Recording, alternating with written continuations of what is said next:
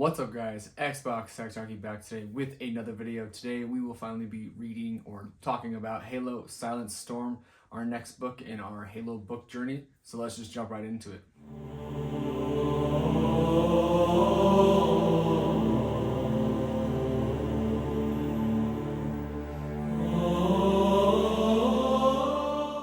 So, Halo Silent Storm released on September 4th, 2018, the same year as Halo Infinite. It was written by Troy Denning, who at the time was no stranger to Halo books. I believe this is in fact his third Halo book at the time, which is funny because a lot of his other books at the time took place well after Halo Silent Storm.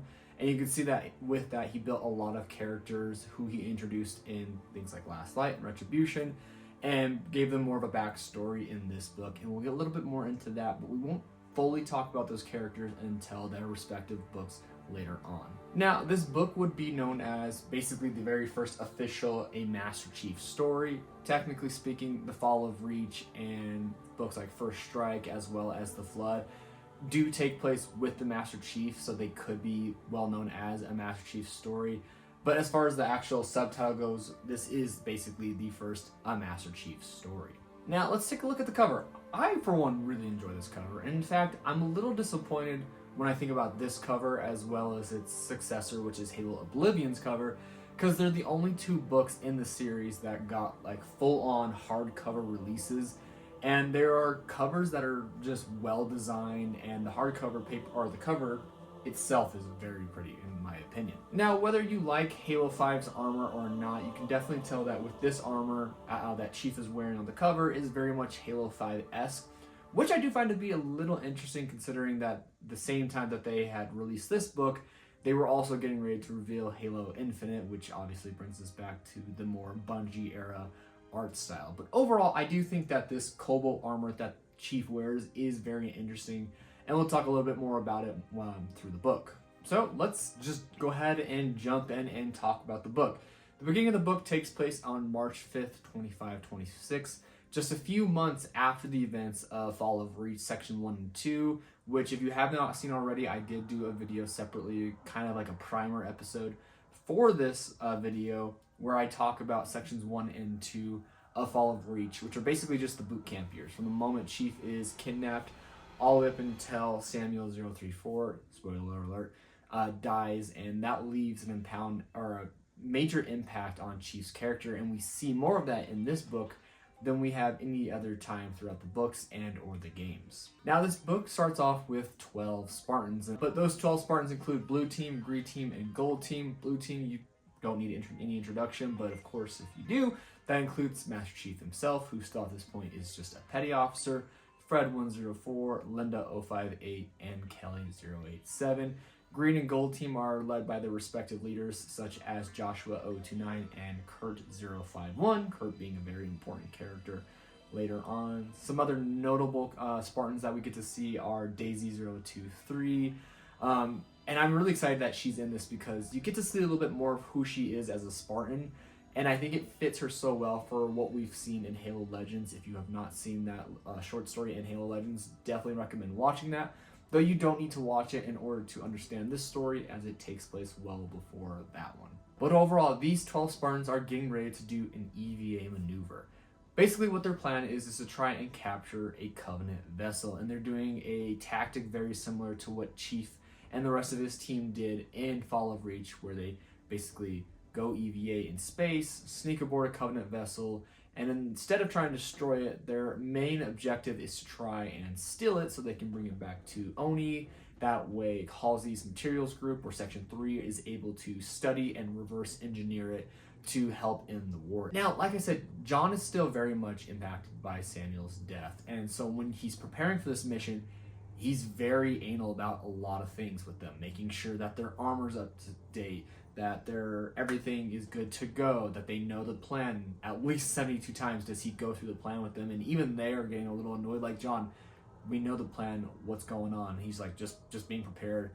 They're bringing extra like patch kits, location beacons, all this stuff to really ensure that what happened to Samuel will never happen again. But it also makes John a little bit less, not trustworthy for his Spartans, but more not willing to let them take the lead or do things that he's like, I can do this myself, don't worry about it. And that becomes a major plot for him throughout the book. The mission itself does go relatively well up until the ending.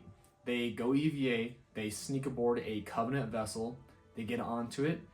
Gold Team's job is to essentially be support, provide backup in case Green and Blue Team needs it. They're also to collect Covenant technology in the event that the mission is a failure, and they can at the very least take some Covenant technology back with them to Halsey.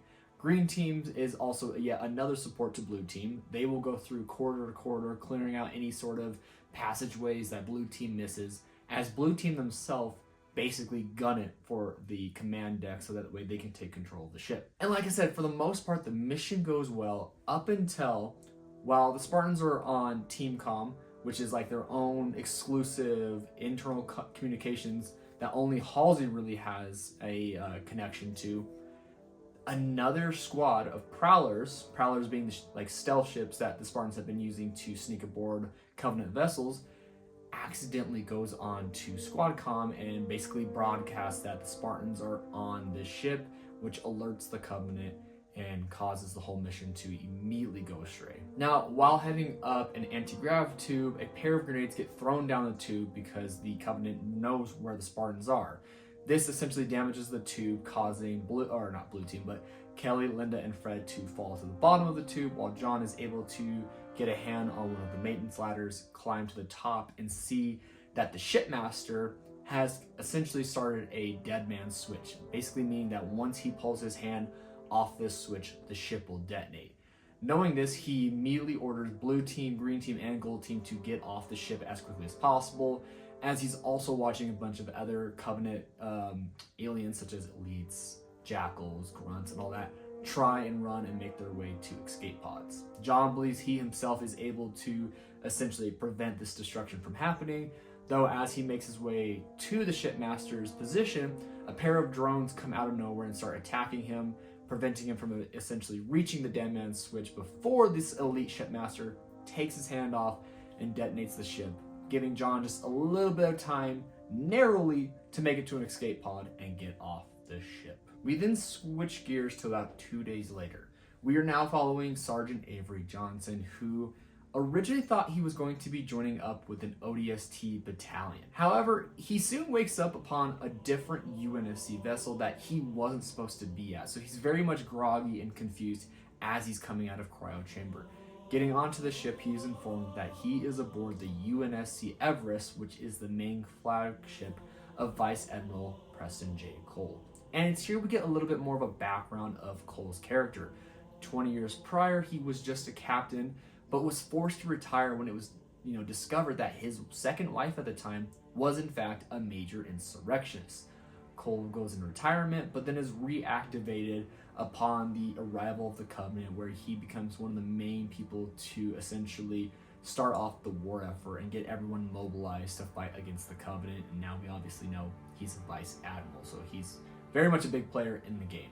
What I do like about this is we get to see Johnson basically a year after the events of Contact Harvest, and that's kind of why I believe Contact Harvest is a great book to read before this, because there's a lot of references to Contact Harvest, specifically with Johnson's character and how he, operates. And I think that if you read that book, you get just that finer detail, that finer world building with him and how he operates with both Spartans and fighting against the Covenant. As Johnson makes his way into the ship's main conference room, he finds three notable figures. He finds Vice Admiral Preston J. Cole, Vice Admiral Stanforth, which we have seen very briefly in Halo Fall of Reach, when he was the one to debrief the Spartans when it came to, first revealing the Covenant to them.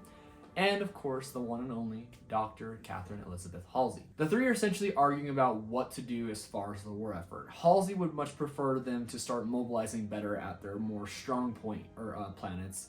I would assume these are more like the inner colony planets, the colonies that are well hidden deep in human territory, versus the outer colonies, which are still, very sparse and very much out there. And her belief is that if they do this, if they reinforce just those inner colony planets and leave the outer colony planets to fend for themselves, it will give the UNSC time to, essentially, again, mobilize more, but also give her and her, weapons material group enough time to reverse engineer Covenant technology, and therefore they will be more prepared when the Covenant comes. Obviously, these two admirals think that there's just no possible way. Cole kind of entertains the idea a little, but again, it's more of a, yeah, see, that doesn't really sound like it would work now, does it, Halsey? Halsey, realizing that the argument is pointless, finally sits down and brings the conversation back to the main objective. This is where all three of the figures look to Johnson and start questioning him on his own experience with the Covenant. Again, I do like this because Johnson does talk about, engaging with the brutes, engaging with the jackals from Halo Contact Harvest. And what's cool here is, he's using a lot of terminology such as brutes, and then when they use words like elites and drones, these were all code names that John himself came up with, especially at the very beginning. When they see the buggers, John's like, call them drones.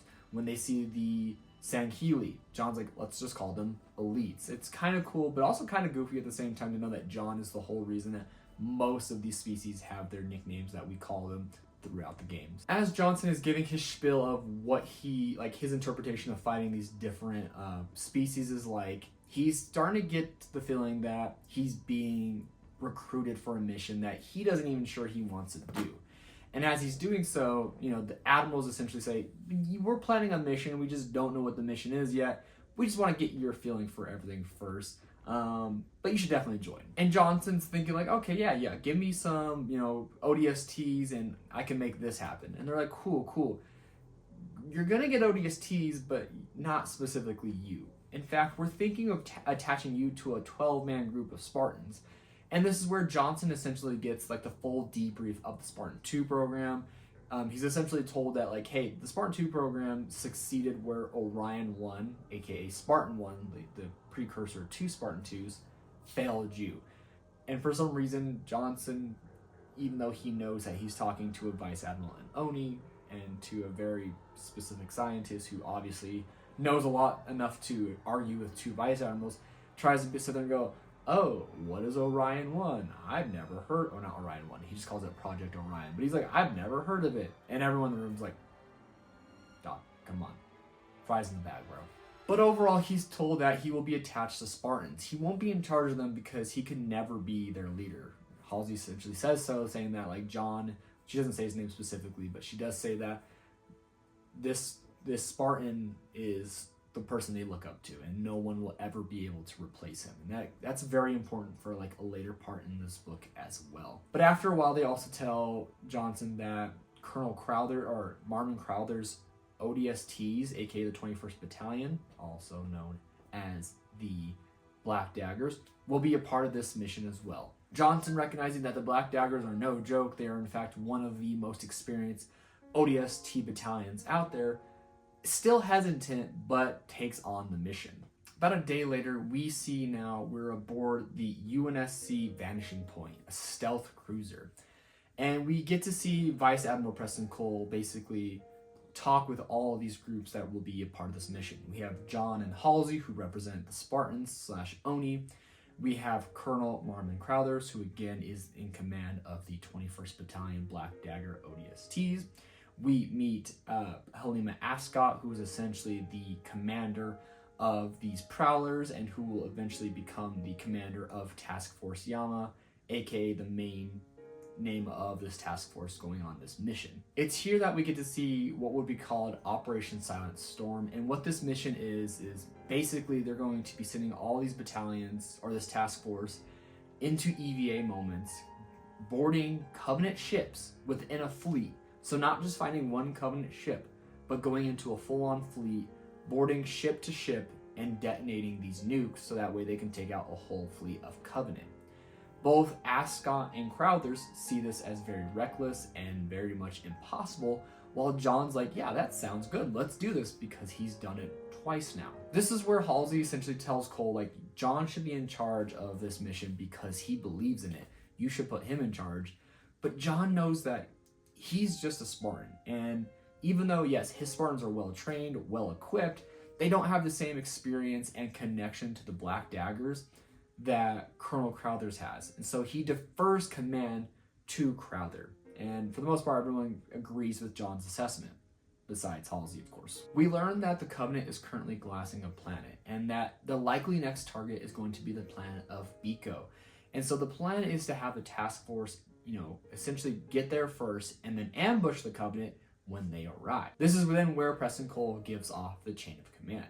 Helena Ascot will be basically in control of the entire task force. She will be in control of all of the Prowlers, all of the ODSTs, and all of the Spartans. Next would be Colonel Crowthers, who will be in charge of the ODSTs and the Spartans. And then, of course, after that is John, who will be just in control of the Spartans. And what I like about this is we see no one essentially stepping on toes for the most part. Even though Ascot's the main control, she knows that the ODSTs are going to listen to Crowther. Even though that Crowther is higher than John, he knows that the Spartans are going to listen specifically to John. And I think that's perfect because throughout this, you see John almost take on that, I don't want to say motherly figure, but that main figure for the Spartans that Halsey was doing. Instead of it just being the Spartans, it's his Spartans or her Spartans, and you can see that in John's character.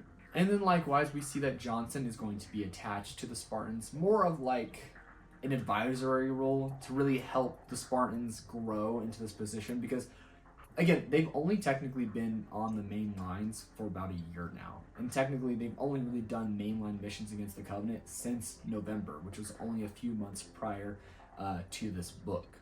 And so the Spartans still have a tough time integrating and working alongside non-Spartans. The task force then begins to set off towards Biko. It's going to take about 10 days in slip space for them to arrive, so during this time, we see John and the Spartans train against Colonel Crowther's ODSTs. Likewise, Johnson himself is using the ODSTs to see the Spartans' blind spots. John recognizes what Johnson's doing, and for the most part, it frustrates him, because at first, the Spartans are winning. They're doing what they're set out to do, which is win. But then Johnson starts pulling out unconventional tactics, such as sacrificing soldiers in order to bait the Spartans out into the open and get them killed. And John hates it because he can't win. He's not able to figure out how to beat this tactic. Though to him, he's like, this is a tactic no one would ever do. But in real life war situations, it definitely is. And John has not gotten to that point yet. A few days into the training, after John and the ODSTs have kind of come to the conclusion that, yeah, the ODSTs are great. Yeah, the Spartans are great. Colonel Crowther essentially sets up the plan, or at least the main formation of the groups. And this kind of annoys John because when they're all in this, vehicle bay having this conversation, you have all 800 ODSTs and you have the 12 Spartans. John was supposed to be let in on the planning situation for this so he can give off his best advice for how to utilize the Spartans. But Crowther never once considered it. He never brought John in. And so when he's giving off the instructions, he essentially says, yeah, so here's what we're going to do. We're going to have about 12 battalions. Each battalion will have a Spartan, a single Spartan connected to a group of ODSTs. The Spartans will essentially be transport/support roles. They will be in the back of the group carrying the nukes and heavy weaponry and just basically pulling up the rear. And this frustrates John because to him, one, splitting up the Spartans greatly reduces their effectiveness. He knows this and Halsey knows this, and he believes that the best way for the Spartans to help is to be together because they've learned how to work together as a team to the point where it almost seems like they're reading each other's thoughts, minds, and know exactly what to do.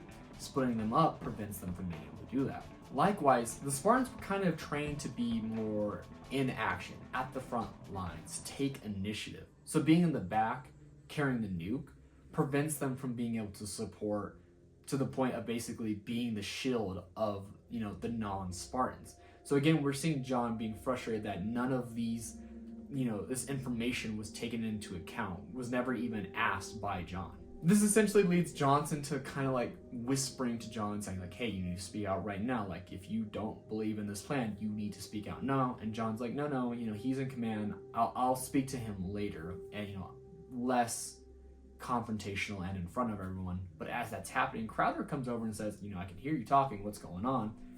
And this is where John, gives his spiel of why he's hesitant to take on Crowther's plan. Crowther's like, yeah, understandably, but something about you doesn't sit right with me. I can tell that your date of births were falsified, so there's definitely something that's being hidden from me, and until that is either revealed to me, I don't fully believe you have the experience that is necessary for the Spartans to fully lead this type of assault. And John wants to argue more, but before that can happen, Johnson simply says, how about this? Let's run a test, like a practice drill of Crowther's plan, and then me, John, and Crowther can sit there and talk about whether it's effective or not. Everyone agrees. We then switch gears over to the frigate known as the Bellicose. Now, the Bellicose is not basically a UNSC ship. It is, in fact, the housing area for a coalition, or at least an envoy of insurrectionist groups from different planets meeting up. This is where we get to meet important characters like Harper Garvin, a former general in the UNSC, Petora Zoyas, a member of the Gal Liberation Force, also known as GAO. Scratch that. GLF is the name of the group. GAO is just Gal itself. This coalition is essentially trying to determine what is the best path forward. Garvin would definitely like for them to become a better coalition, a more organized coalition to fight the UNSC. But many of them are still arguing about like whether the Covenant's real or whether that was merely just propaganda created by Oni. But it's here that Petora Zoyas essentially confirms that one of her spies is aboard Task Force Yama and confirms the existence of both the Spartans, and then another person confirms the existence of the Covenant. They also are essentially able to confirm that the next possible target is going to be Biko. This alerts a man named Erland Booth, who is part of Biko's independent army, aka their insurrectionist group on that planet, and now he's basically doing anything he can to ensure that his planet survives. This begins an argument within the group about what to do. Should they A, side with the UNSC to fight off the Covenant, even though it means helping their enemy, or B, side with the Covenant to fight off the UNSC in hopes that the Covenant basically lets them live? I think that the latter is a stupid idea, but apparently everyone else does not think that. Petora essentially argues that like the best path forward is to start drip feeding information to the Covenant that will help them fight the UNSC, and therefore they will see value in us. We start to do this by first getting to Biko first, taking control of the government, and then we can actually, parlay with the Covenant and be like, hey, here's some information about the Spartans, here's some information about Silent Storm, hey, here's some information, and then someone goes, let's tell them where Earth is, and they're like, I like where your head's at, but let's calm down. That could be like the very last thing. We have to ensure that the Covenant is trustworthy first. Again, most people in the room are a little bit concerned with this plan because they still don't think like, hey, how is siding with an alien, alliance that's just hell-bent on killing humans smart at all? And it's here where another insurrectionist known as Lyrene Castilla, who is very influential amongst these insurrectionists, kind of gives her blessing to Zoya's plan, saying like, yeah, like it's a good plan, like we should see how it works. And Castilla's pretty much important because we discover that she's in fact the former wife of Preston J. Cole. And we also get to hear first about their daughter, who at this time should be 20 years old, but no one really knows where she is or what her name is, but she is very important to another book way, way later down the road. So the essential plan is that the Biko Independent Army will basically set up a mustering area on Sayoba. Sayoba is basically a moon that has a quarry on it that is basically, orbiting Biko. They'll use it as a mustering area to essentially take control of the orbital facilities of Biko and essentially force the government to basically give control over to the insurrectionists. And therefore, when the Covenant arrives, they can be like, hey, we're your buddies, here's information, and everyone wins.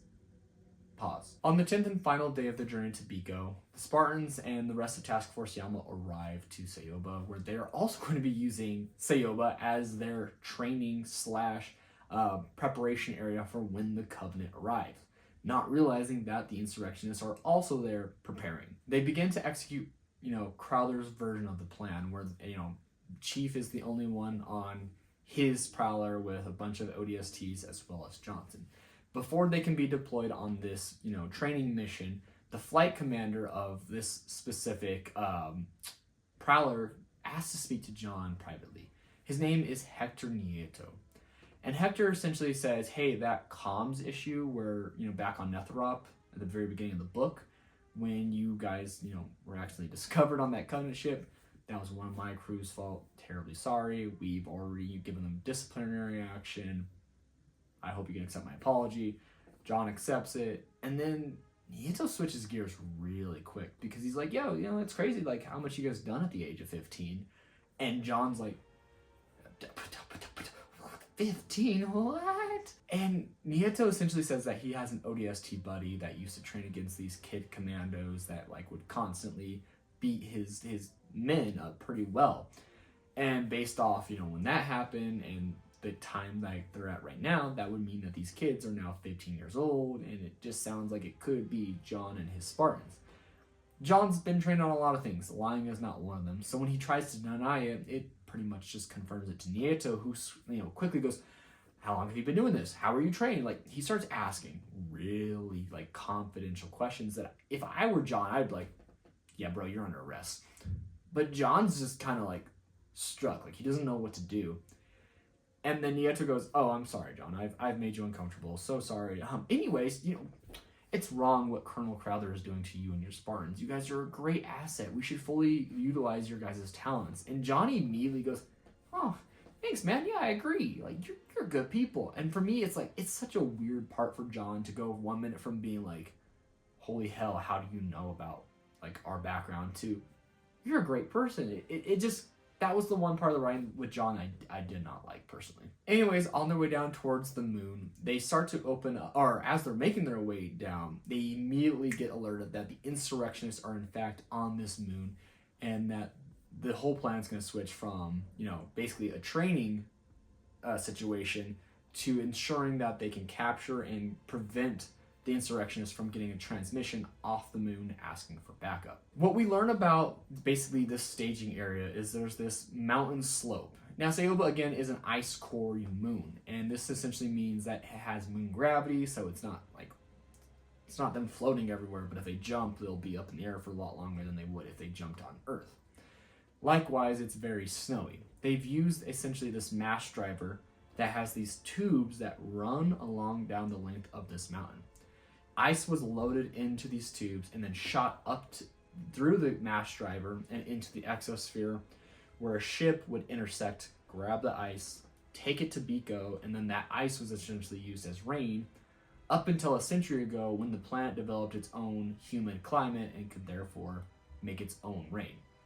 So for the past 100 years, this mass driver and its tubes and the ice core has essentially been abandoned. It means everything is frozen. It also means that at the very top, there is a comm center that, whoever was working the station would use to reach out to ships and to Biko.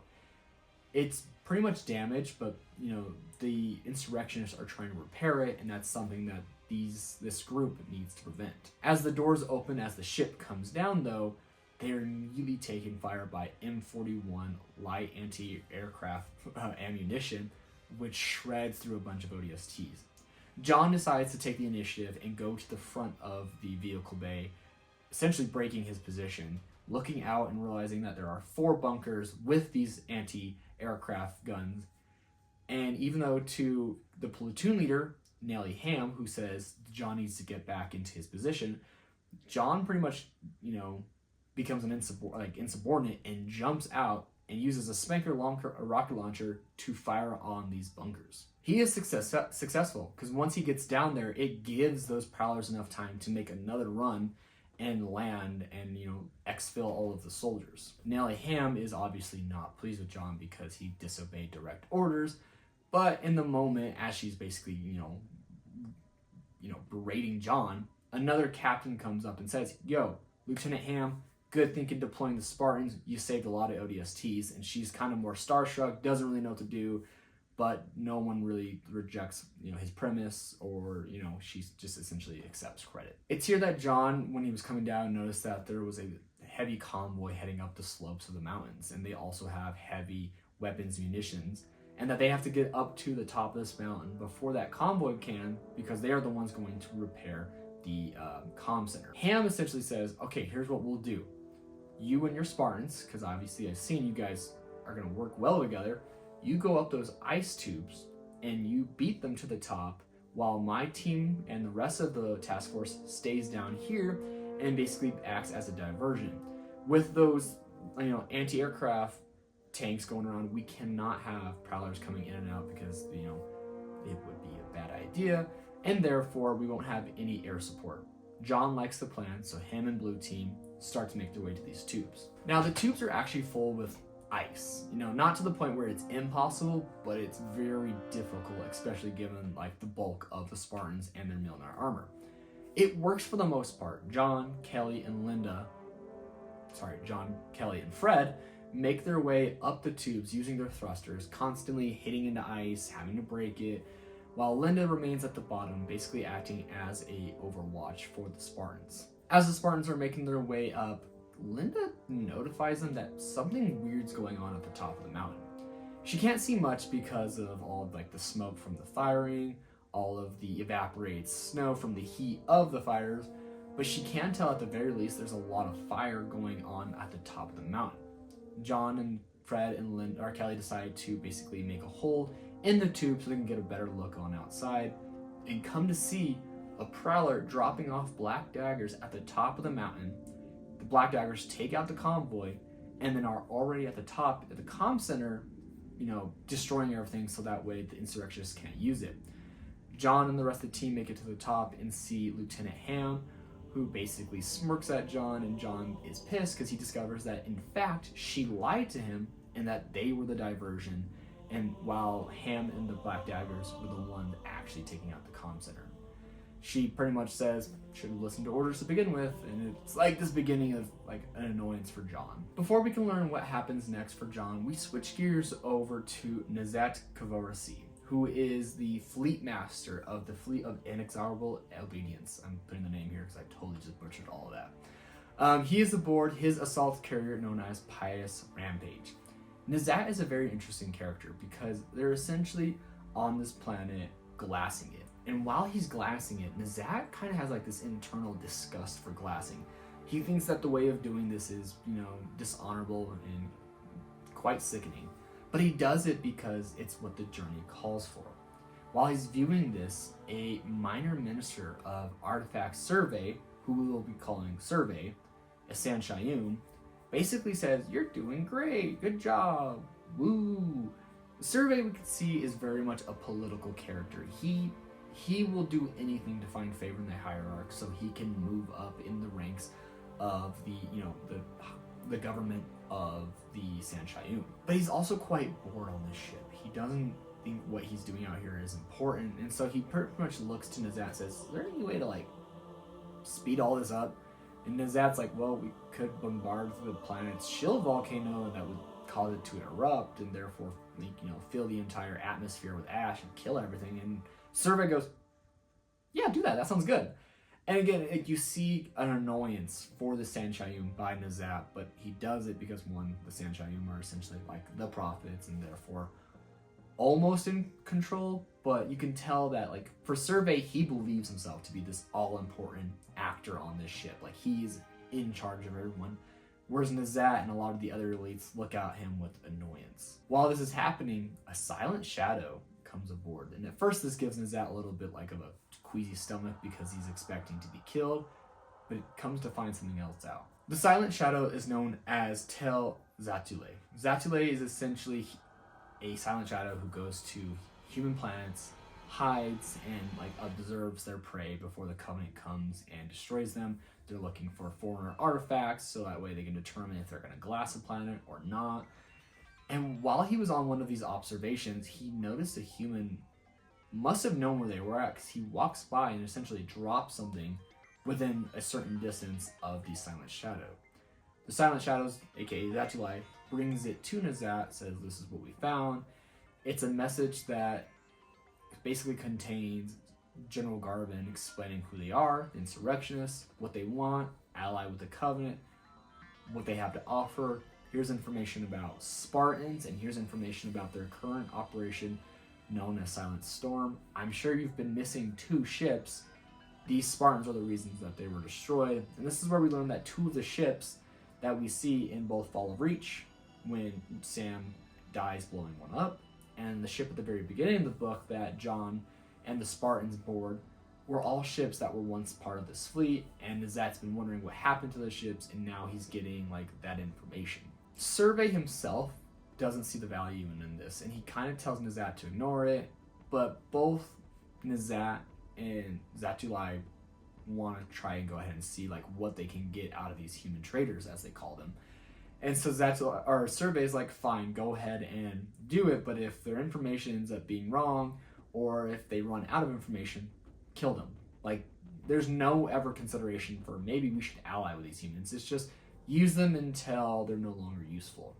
So then Nizat deploys Zatulai and a couple of his own Covenant cruisers to go and meet and parley with these traders. Back on Sayoba, there is this moment where Ascot, Ham, Nieto, Crowther, John, and Halsey are all kind of meeting up to determine what happened with this mission, what went wrong, and even though it's supposed to be more of a debrief, it immediately becomes kind of like an informal tribunal to determine the disobeying of orders by Sierra 117. And this is kind of like where Ham and Crowther are like, well, if John hadn't done this, well, if John hadn't done this. And the only one really coming to John's, backup and support is Hector Nieto, going like, hey, without the kids, work, we would all be dead, and we'd have a lot more dead ODSTs. And there's this moment where they're all like, kid, Nieto, do you know John's age? And Nieto tries to go, did I say that? No. And they're like, you have to tell us. And immediately Hector's like, sorry, kid. Yeah, so he's 15. And this immediately alerts Crowther, who's like threatening, like having everyone investigated, specifically Halsey. He says that they've broken military code, having people under the age of 18 being deployed as soldiers. Halsey more or less scoffs at the idea. Like, you really think my higher-ups are going to let any sort of action happen against me? Like, you don't think they already know what's going on here? And Crowther's like, nevertheless, this whole mission will be done right now if these kids are not pulled back. Like, I will not allow my ODSTs to fight alongside 15-year-old children.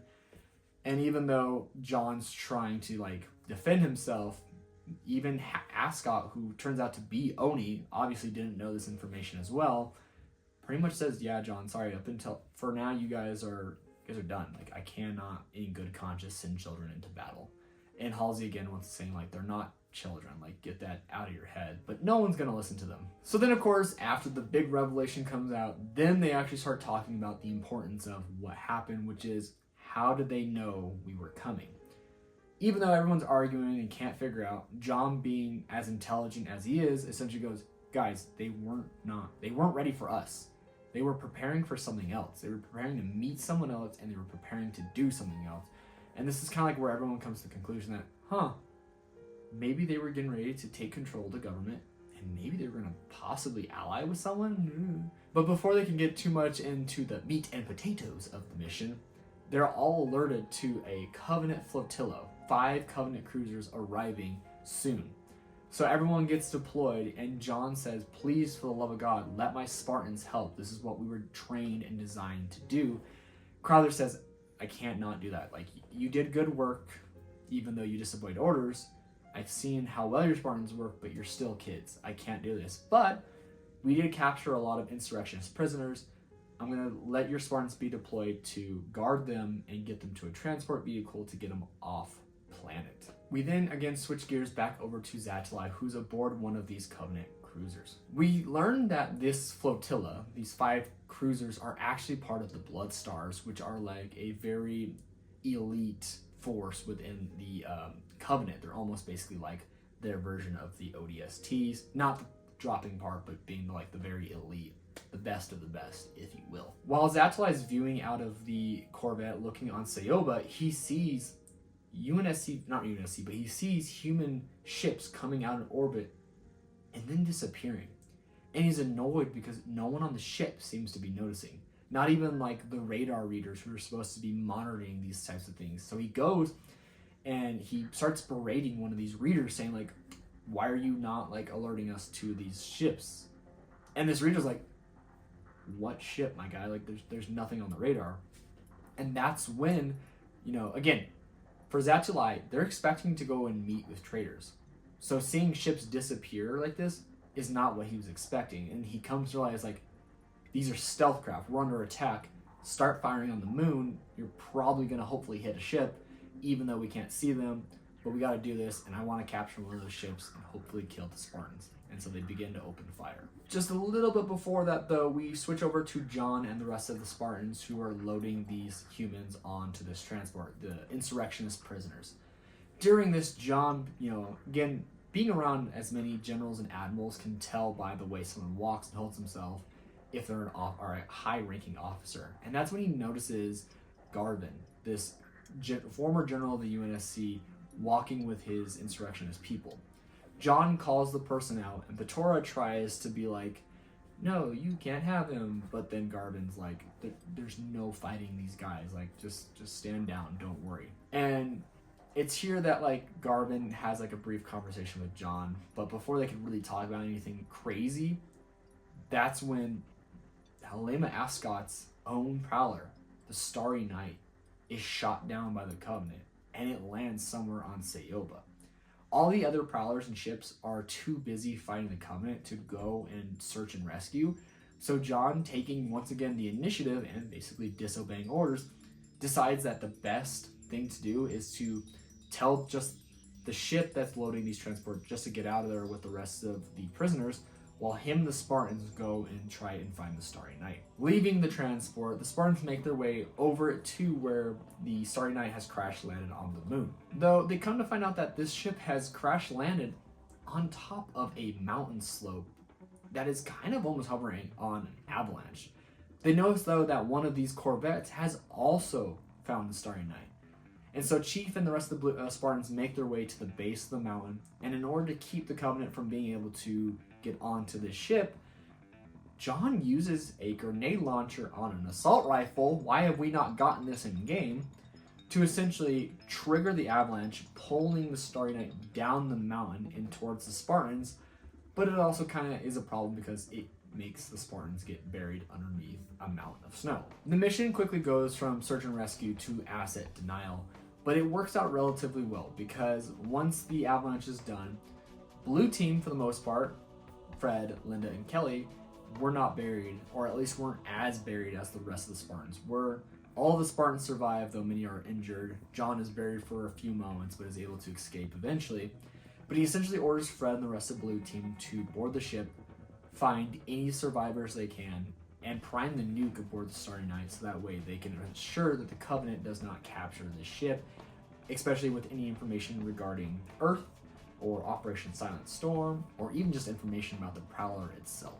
John then gets out of the snow and starts to fight off some of the Blood Star Covenant, while the rest of Blue Team finds survivors such as a few Black Daggers and Sergeant Johnson, but do confirm that Ascot has been KIA'd. With the nuke primed, the rest of the people aboard the Starry Night take one of the escape pods and essentially eject out of the ship. Remember, they're on a moon, so they're essentially able to use the gravity to kind of just get away from the radius of the nuke, while the rest of the Spartans essentially huff it as fast as they can to get out of the radius as well. They destroy the Starry Night as well as the Covenant cruiser or corvette that was hovering over near the Starry Night. About a day later, we are now at this military funeral aboard the Vanishing Point, another main cruiser within the UNSC fleet, or at least Task Force Yama fleet. We find that Hector Nieto was the next in line to be essentially the commander of Task Force Yama after Helena Ascot. Now I know you're probably wondering, but James, you said chain of command went Ascot, then Crowther. That's the chain of command as far as the different groups: Spartans, ODSTs, Prowlers. Within the actual Prowler task force, Nieto was next in line, so therefore he took Ascot's place and became the de facto leader of the full-on task force for Operation Silent Storm. And it's here where we get internal dialogue where he talks about Nieto, that he's in fact the traitor. He is the one who's been trying to get the Spartans killed, both with the beginning of the book by, having the comms officer make a mistake and broadcast on Squadcom, and also more recently when John and them were fighting the Covenant or the Blood Stars on Sayoba, John had essentially asked for air support, and Nieto's like, yeah, I'm on my way. But that on my way took forever. In fact, it took roughly 8 to 10 minutes. And John felt like it was a little weird that it took that long, but didn't look too much into it. But even right here, Nieto says, I was like purposefully, he doesn't say it out loud, but it's all internal, that he was purposefully delaying in hopes that the Spartans would die to the Covenant. It's also here that we learn that Nieto was once like very close to Colonel Robert Watts, that main insurrectionist leader that John and the rest of the Blue Team captured on that asteroid belt way back in Fall of Reach. With the funeral over, Nieto goes over and talks to John and says, hey, now that I'm in control, don't you worry, your Spartan's going to see a lot of action now. But Crowther once again comes up and says, no, they're not, they're kids, and if you try and do anything to deploy these kids, I will make sure you are investigated and that there's like tribunal or judicial action against anyone who does this. And with, Nieto being a traitor and also having other sleeper agents within this task force that he reveals, he doesn't want any of them to be investigated, so he backs off and says, all right, Crowther, don't worry, I won't deploy them. And so again, John is just annoyed with Crowther. Crowther, again, just seems like he's just trying to, push forward the excellence of the ODSTs. However, right after that moment, Crowther meets with Johnson. And Johnson's like, why are you being like this? Like, I get that, you don't want to deploy kids, but these aren't kids. These are something else. And Crowther goes, no, don't worry. I understand. I've seen them in action, and I believe in them. They're the best of the best. But I don't trust Nieto. I don't want these Spartans around him.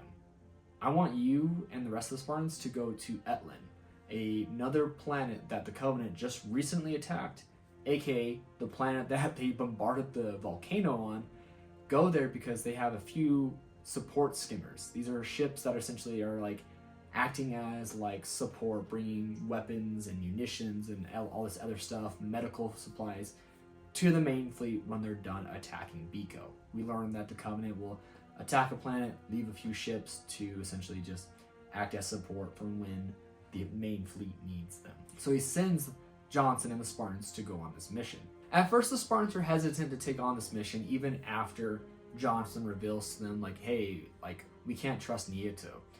But for John and a lot of them, they don't trust Crowther. And it's mostly because of how Crowther's been treating them and the fact that Nieto's been more supportive.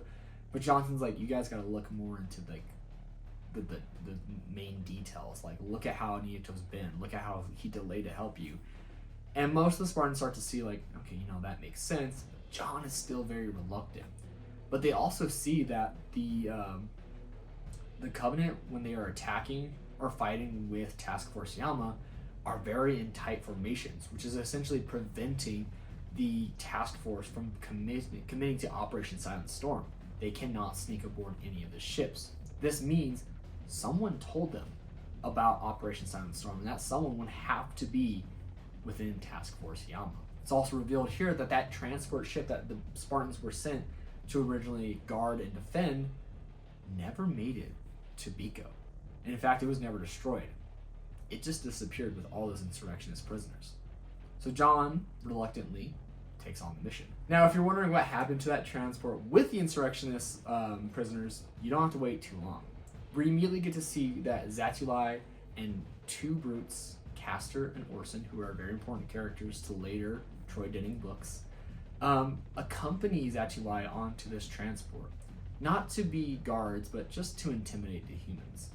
As they make their way through the ship, they come across the main meeting room with Garvin, Petora, and Erlen Booth, the Biko Independence Army commander, who is holding a primed nuke, and he is threatening to detonate this nuke if the Covenant does not stop attacking Biko.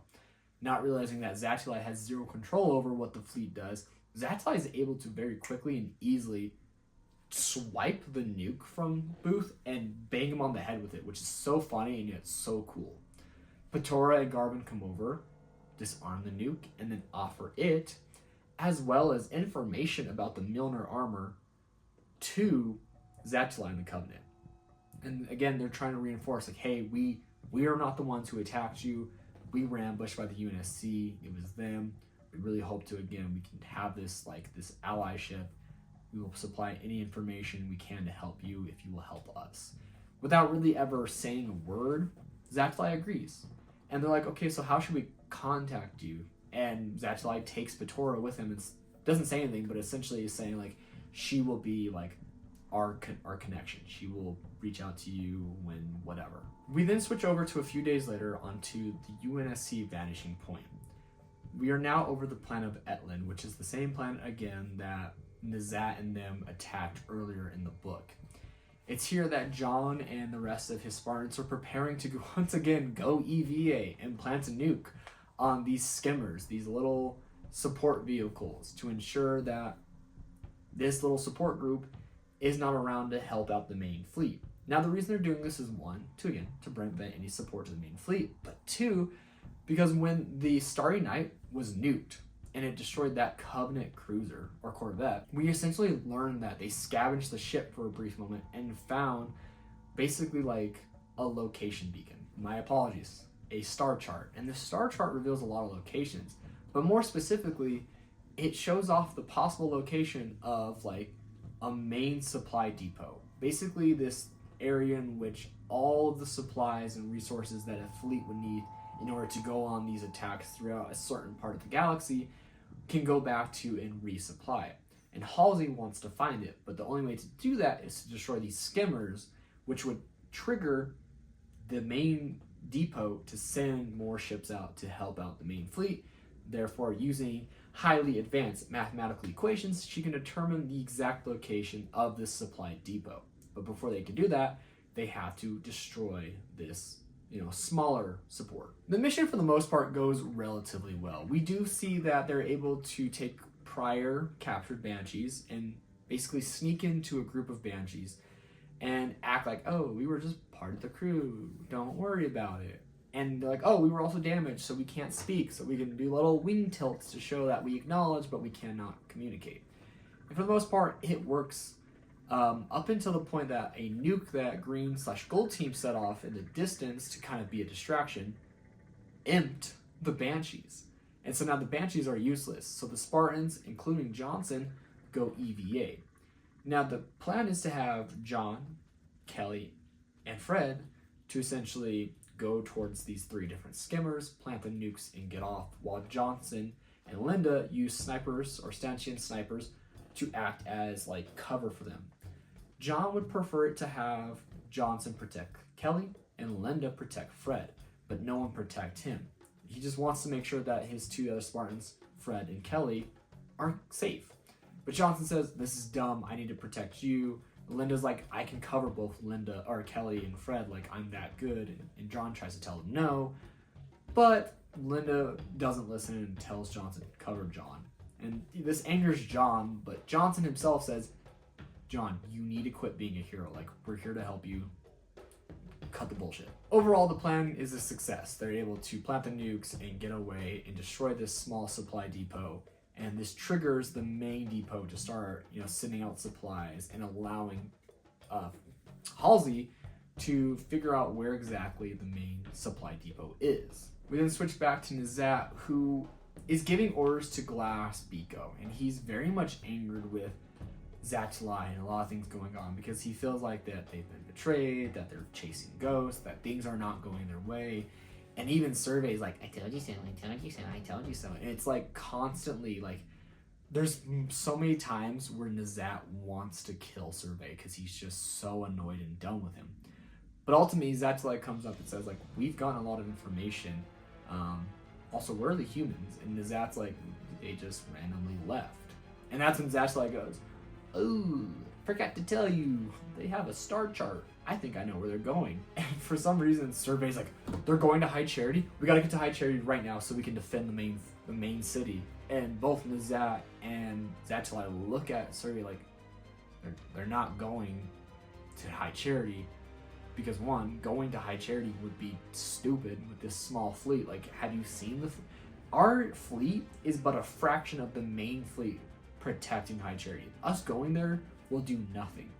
But Survey's just wanting to go so he can be the hero of the city and hopefully again excel himself. Zatulai, however, knows exactly where they're going, which is the planet of Zoist, where their main supply depot, known as the Ring of Mighty Abundance, is currently stationed. And with that, Nizat deploys everyone to the Ring of Mighty Abundance. A few weeks later, so remember this book started on March 5th, and throughout the main meat and potatoes of the book, which is like on Sayoba and Biko, that was from March 19th to March 25th. We're now 2 weeks later to April 14th, where John, Crowther, Johnson, and Halsey have worked up a plan to essentially take control back from Nieto while also destroying the Ring of Mighty Abundance, this ginormous covenant supply ring that is encompassing the planet of Zoist. Halsey pretty much reveals that she has known that Nieto was the spy ever since he first, revealed the age of the Spartans to the group. And she knew this because right after that, she went and scoured her office and found a bunch of spyware, aka bugs. She left a lot of them there so that way she can keep up the illusion, but she knew he was the one all along. The new plan now is to essentially go to the planet of Zoist. But before the main fleet can get there, Sierra Force, which will be encompassing all the Spartans, will go on their own vector to Zoist, essentially getting away from Crowther and the rest of his possible traitors. They will go off and do their own mission. Crowther does not know anything about this. Sorry, not Crowther. Nieto does not know anything about this. But John, Crowther, Johnson, and Halsey do. And before the mission can be deployed, Crowther and Johnson pull John aside and say, like, hey, a lot's going to be happening from this point forward, and we need to make sure we are absolutely prepared. And for that to happen, you need to be able to lead these forces, not just your Spartans, but the ODSTs as well. So with that, John, I am promoting you to Master Chief Petty Officer. John himself is reluctant to take this because he's like, that's a 4-grade promotion. Like, I cannot do this. And Crowther's like, you can and you will because it's an order. It's not an option. He's like, you have more than shown that you were, capable of being a leader. He's like, but, and this is both basically Johnson and Crowther speaking, the one thing you suck at is trusting your people to do their jobs. You constantly try to take not just the initiative, but try to take control of everything. And John's like, I'm afraid to lose my Spartans. After losing Sam, he's not been able to cope with that. He's never been able to cope. We learned that with Master Chief in Edge of Dawn. But even here, he has not coped with the fact that he lost Samuel and he doesn't want to lose any other Spartan. And this is where Crowther and Johnson go, we understand that, and it sucks. But it's necessary sometimes, and you have to be able to send people into their deaths in order for the mission to be a success.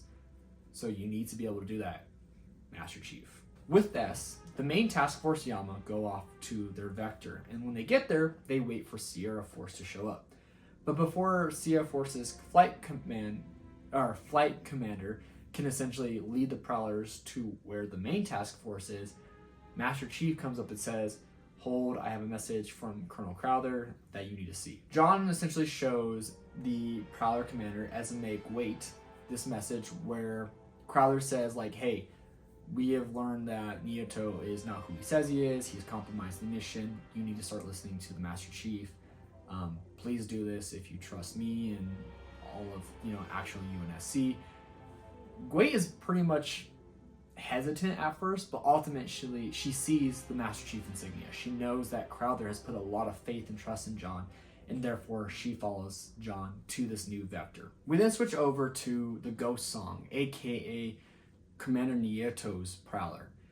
When they come out of subspace and they realize Sierra Force isn't coming, he starts to figure that something is up, especially when he sees Johnson on the flight deck, which is kind of weird because, Johnson's an assault unit. He shouldn't be on the flight deck.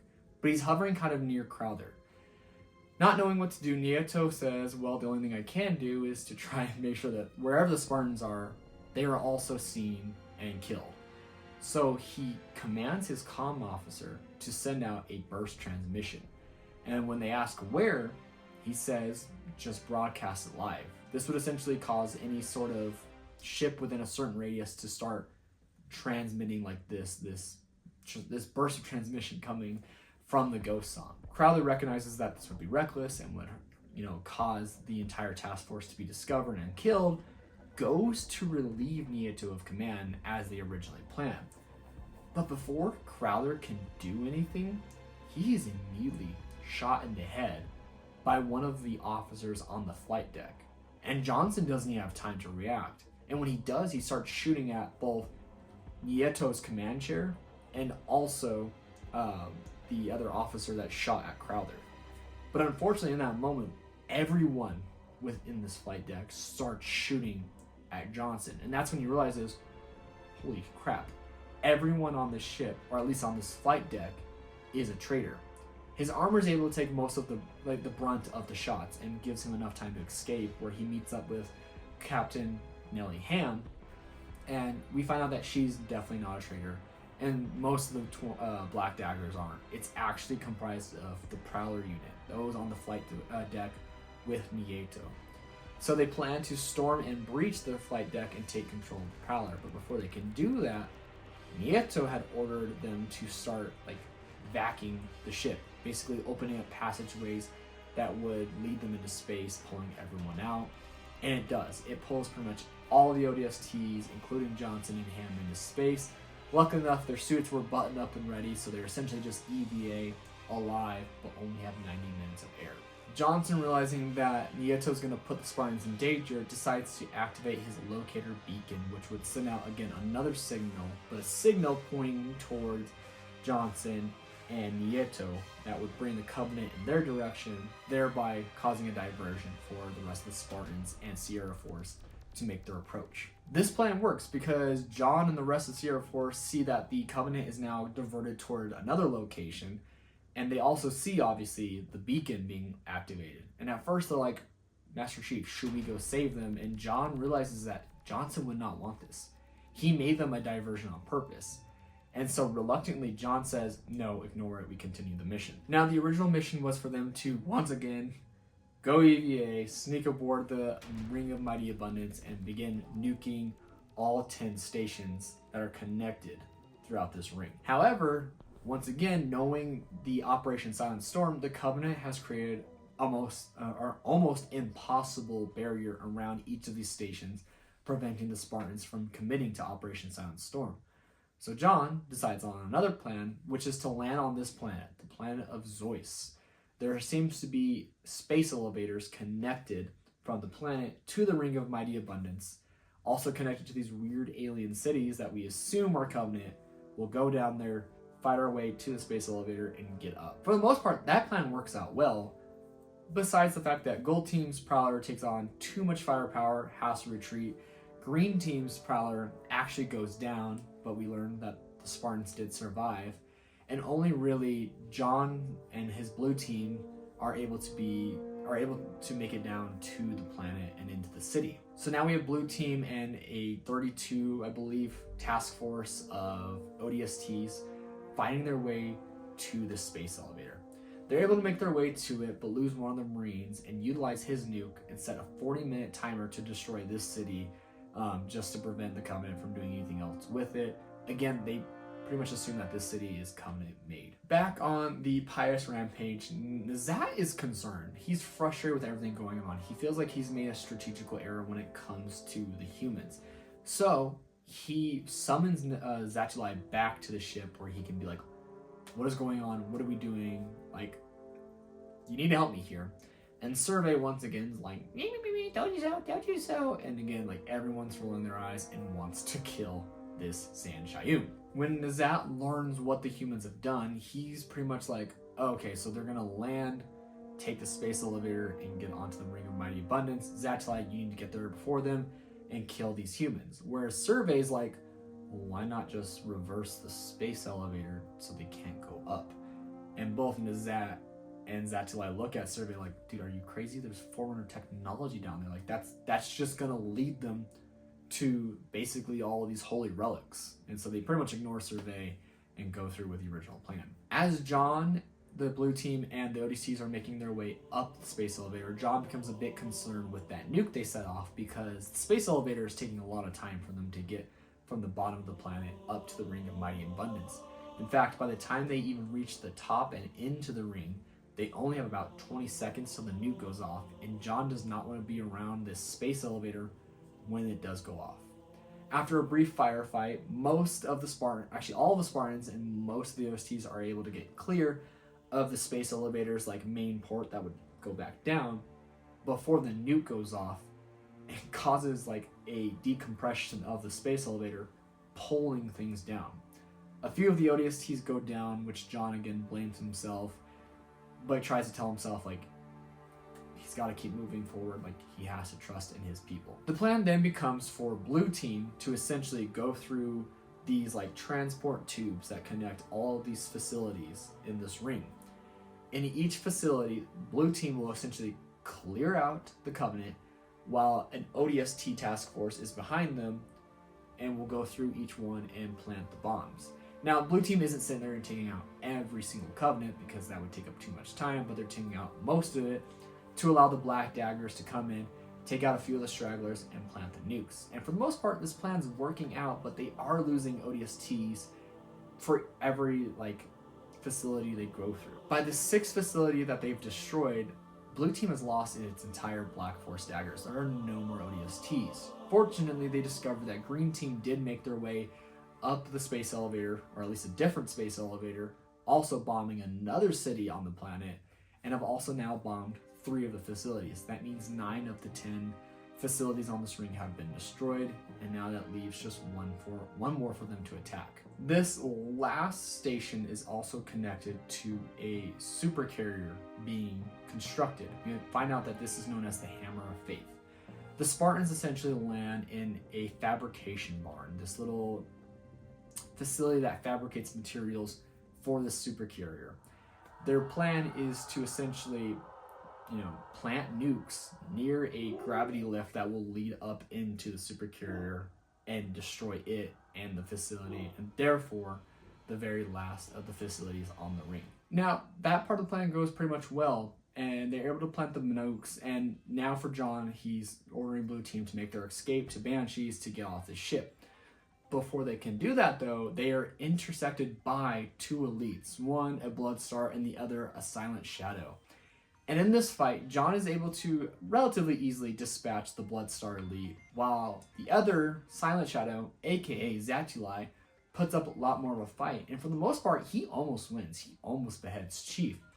But Chief, utilizing the advantage of Mjolnir armor, is able to react faster and stronger and pretty much get the upper advantage on Zatulai, giving Kelly enough time to show up with a shotgun and taking Zatulai out. With this, John and the rest of the Blue Team make their way to the Banshees, see 2 brutes, aka Castor and Orson, kind of like startled by the fact that Zatulai just died, also run, make their escape to the Banshees, and get off. John, ignoring them, realizing that they're out of time to really react or do anything, make their escape and meet up with Nellie Ham, who was able to somehow get a Prowler and basically extract Blue Team. In the epilogue of the book, we get to see N'Zat overseeing the destruction of the Ring of Mighty Abundance, clearly defeated by everything that has happened. Survey, however, is sitting there just absolutely berating N'Zat for his failures, saying things like he's failed and he's going to be dishonored, all this kind of stuff, to the point where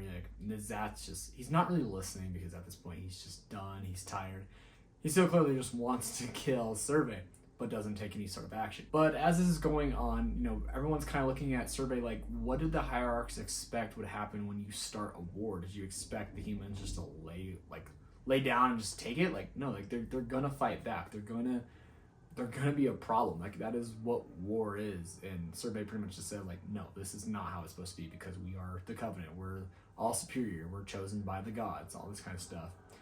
And so while this is happening, N'Zat's steward, Tam Lokaci, decides to just behead Survey, because he's just done listening to Survey berate into his fleet master. And when this happens, N'Zat doesn't really react. He doesn't panic or anything. He kind of just looks down and goes,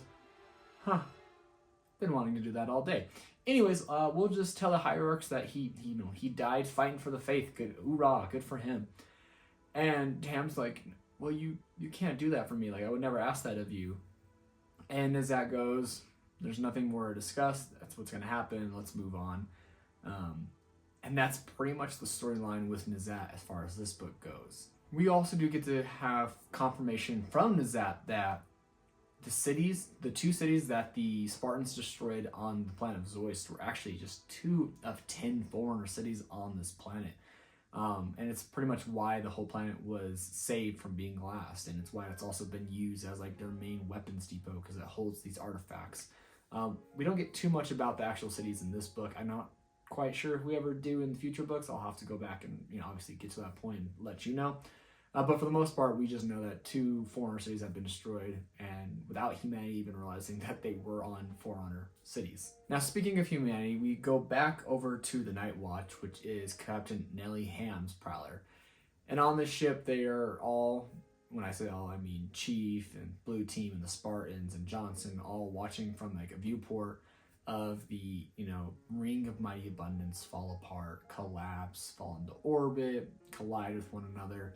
And they're all obviously celebrating this big victory. But there is one thing that they aren't really able to celebrate, and that is the fact that Nieto got away, especially with his prowler, and of course everyone of the traders on the flight deck. Now, Fred and Daisy pretty much would just love to go after Nieto, take matters into their own hands and go after them. But it's here that John pretty much says, no, that's not what Colonel Crowther would want from us. The most important thing is to help humanity and fight the Covenant. And that's exactly what we're going to do to honor his memory. And that is pretty much the book. Overall, I really, really enjoyed this book. I think that it did well for the fact that it's the very first in a few series of a Master Chief story. I think Troy Denning writes these characters so well. You can truly see that his first book, or this major book, was Last Light, and the main character in that is Fred 104. I don't know what it is, but the way that Troy writes Fred makes me just love Fred so much. The fact that every time I read any book with Fred and Troy as the author, I instantly know that I'm going to enjoy it, because he just has a way of creating Fred to be both sarcastic and serious, and also just it shows why that if John or Master Chief ever actually died, Fred would be the perfect substitute to take that role. Now, one thing that I do really like about this book is, they're all pushing John to be better. And it's actually for that reason that we see, why Fred should not be the replacement immediately. This much is, communicated to John when he gets the rank of Master Chief by Crowther and Johnson. They say, while yes, Fred 104 is a fantastic soldier, he would make a great leader, the Spartans look up to you. And if you die, yes, Fred will step in. We know he'll do what he has to do, but there will be this brief period where all the Spartans will kind of fumble for a moment, this shock and awe of John being dead, of this person that they followed since they were 8 years old just being gone, And in that moment, that could risk a lot of lives, because instead of the Spartans being able to just continue to go and do what they have to do, they're still so shocked from the fact that John is gone and now they have to listen to Fred. It's no anything against Fred or anything. It's just the fact. Everyone looks up to John. And that's pushed upon Chief throughout this book. He needs to be better, but he also needs to be able to trust in his soldiers, direct them to do what they have to do, and trust that they will either survive or go down swinging. Now, one thing I didn't really like about this book, and upon my 3rd time reading it, was the repetition of Silent Storm. I get the book is called Silent Storm. The whole operation is Silent Storm, which is to, go EVA, sneak aboard, plant a nuke, get off. But I think that when that mission went, in disarray almost instantaneously at the beginning of the book with the whole Sayoba stuff and the fact that the Covenant discovered the plan for Silent Storm, it would have been a lot better if Silent Storm took a different, approach, but we don't ever see that. Pretty much every approach, besides maybe the ending, is pretty much the same, EVA, get in, plant nuke, get out. And even with the final mission, that's pretty much almost the exact same, besides the fact that they don't go EVA, instead they go planetside. I liked the variation, but overall the plan was still pretty much the exact same. And granted, yes, this is the beginning of the war. They found a strategy that works, but I think that in these moments when the insurrectionists have leaked the plan, the insurrectionists are being a pain, and the Covenant know what Operation Silent Storm is and how the Spartans, or what the Spartans are, it would have done a little better to have some sort of, variation in the changing of plans. But that doesn't mean the book is bad. I think the book is fantastic, and I think Troy did well. I just wish it could have done a little more in those situations. So, what should you read, watch, and or play in order to prepare for Silent Storm? Well, first and foremost, Contact Harvest. Johnson is a pivotal character in this book. He really helps the Chief grow. I love the relationship between not just Chief and Johnson, but Johnson and the rest of Blue Team. The way that he's able to go back and forth with people like Fred is simply amazing. And you kind of see a different Johnson from Contact Harvest, whereas Contact Harvest's Johnson was a little bit more strict and gruff. This is a Johnson who's now kind of in his transition period from that to the more, a still very serious but sarcastic and funny type of sergeant that we see in the mainline games. But Contact Harvest also does well at setting up like the overall approaching story of Silent Storm. What do we know about the Covenant? What do we know about Johnson? And then I would also recommend reading sections 1 and 2 of Fall of Reach. Now, again, I made a whole primer episode for this book where I just read those 2 sections from Fall of Reach because they essentially encompass the boot camp era for the Spartans, from the moment Chief and them were kidnapped to when they became Spartans and when Samuel 034 died. I think that doing that in a chronological aspect perfectly transitions over into this book. And then one of the other things that I don't want to say is necessary, but it'll help the continuity of the story. That is Collateral Damage. It is a comic book. It's very small. I'm not sure where you can pick it up. I'll see if it's on Amazon, and if so, I'll leave a link down below. But in this book, you kind of get to see Blue Team get that armor that they wear in this book. This book basically grazes over the armor. It talks about like some of the, abilities, why it's different, the different outer shells that it has, but it doesn't fully explain it like this book does. Honestly, I probably should have read this before Silent Storm. I honestly neglected to do so. But again, I don't think you would need to read this in order to understand Silent Storm. It's just simply something that would, again, help continue going from, Contact Harvest, Fall of Reach, Collateral Damage, into Silent Storm. Collateral Damage does take place in December of 2525, so about 3 months prior to Silent Storm. Realistically, what I'm trying to say is if you want to learn more about the Cobalt armor, or Project Cobalt, which is the prototype armor Chief and Blue Team wear throughout the book, definitely give Collateral Damage a read. The last thing that I'm going to say you could read, I don't think it's necessary at all. I think it's more complimentary to this book. And it has to do with Vice Admiral Preston J. Cole. It is a short story about him over in Halo Evolutions. I believe it's like the Curious Life and Curious Death of Preston Cole. I don't remember exactly if that's the name. I'll leave the title right here below. But definitely give that a read if you want to learn more about Cole. Again, you don't need to read it to understand the book. Cole is in here for a few chapters, but he does not encompass the main story, nor does his, insurrectionist ex-wife. She's only in the one chapter where we see the convoy, or the envoy of insurrectionist leaders meeting up, and that's the last we see of her in this book. But yes, that is Halo Silent Storm. I'm happy to be back making videos in 2020. I almost said 25, 26. See how broken I am. In 2026, we got a lot of cool stuff that I'm planning for this year. Obviously, getting through the Halo books, Campaign Evolved's coming out, major projects that I'm hoping to get out maybe sometime middle of this year, but I'm not sure yet. It's a big one. And hopefully a big announcement that I can have ready here soon. Not entirely sure when I'm going to make it, but it's an announcement that you'll definitely see right here on this YouTube channel. But I want to thank you guys so much for watching today's video. I will see you over in Halo Oblivion.